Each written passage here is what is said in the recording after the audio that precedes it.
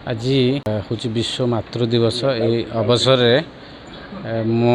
उत्कलमणि गोपबंधु आदर्श बुद्धाश्रम प्रतिष्ठाता नीलू खुंटिया सहयोगी मैंने समस्त आसती आमर ह्यूमन राइट्स रु बहुत लोक मैंने भी सकाल आसते मु गोटे कथा कह चाहिए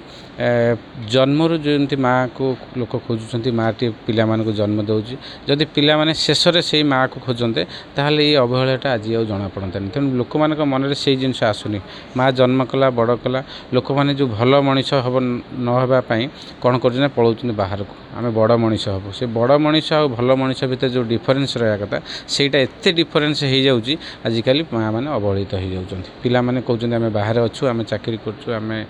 बड़ चाकरी कर बड़ बाबू हो कि माँ को कि पचार ना आज यही दिन महत्व यही दिन जो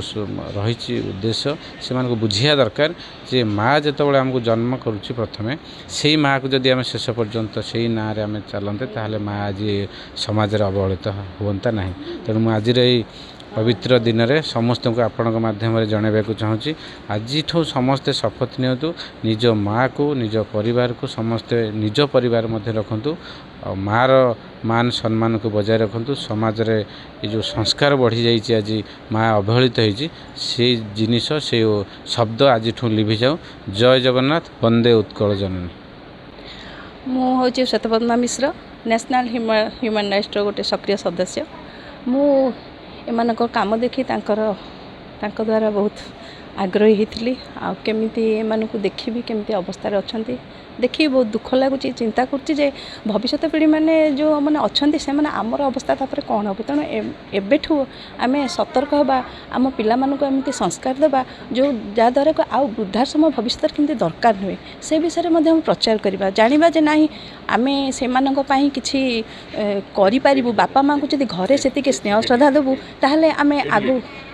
बापा माँ को जब आम से स्नेह श्रद्धा देवु ताहले मुझे भावुँ एमती वृद्धाश्रम आवश्यकता पड़ोनी आमती किसी गोटे आमको करने को पड़ोनी आम आसबू घरे बापा माँ को छाड़ी एमती बापा माँ जो अवस्था अच्छा साहाय्य करासु किछिटा सहयोग आम तो किसी नुहे जी करुँच कोटि कोटि प्रणाम जनइबी जो एत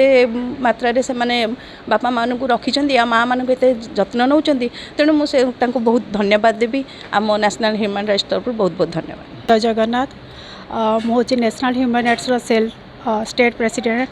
श्रीमती श्रद्धांजलि दास आपण जोड़ा कहते जे आजिकल संतान में जो माँ मान हाथ छाड़ी देती प्रथम से कहबी माँ आमको जो जन्म देती आम बड़ हवा पर्यंत आमरी हाथ धरी से चली शेष मुहूर्त पर्यंत छाड़नी आम आज जिते सी वृद्धा अवस्था को जाऊँ आम हाथ छाड़ी दूचु यहाँ गोटे लज्जाजनक आम कि कारण माँ हूँ जननी जगदात्री जो जी कि आमको लालन पालन कर एते आमको मनीष बनाऊँच जोटा कि आम आज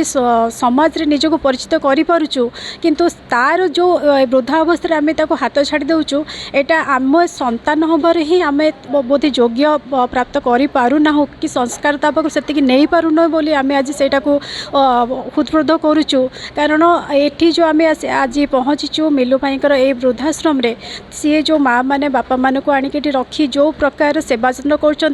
तो जो मैंने छाड़ी देते से जदि यहाँ देखुं टिके हृदबोध करूँ जे से कौ अवस्था पहुँचती आ भाई आमर केमी लालन पालन कर सेवा शुश्रूषा को देखी आम जो उत्साहित हो ये आसीचु आम धन्य निजक मन कर कि आम शिखिपारू निज बापा माँ मान को केयर नहीं पारू कारण प्रथमे बापा माँ आम केयर नहीं पारे आम समस्त केयर नहीं पारू जदि निज बापा माँ आम केयर न नहीं पार्चु तेज आम मनीष ठीक भाव में हो पारे बोली मुझे हृदबोध कर जो संतान माने बापा माँ को अवहेलित कर दौरान आज से मैंने एतिकी टिके चिंता करूँ जे आज से कहाँ संसार परिचित होती कहाँ से आसी जदि से मैंने यही अवस्था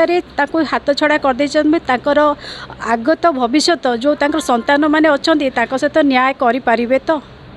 एटा मोर प्रति गोटे क्वेश्चन मार्क रहा निजे टिके से निजको पचारि देखते से ठीक कर तो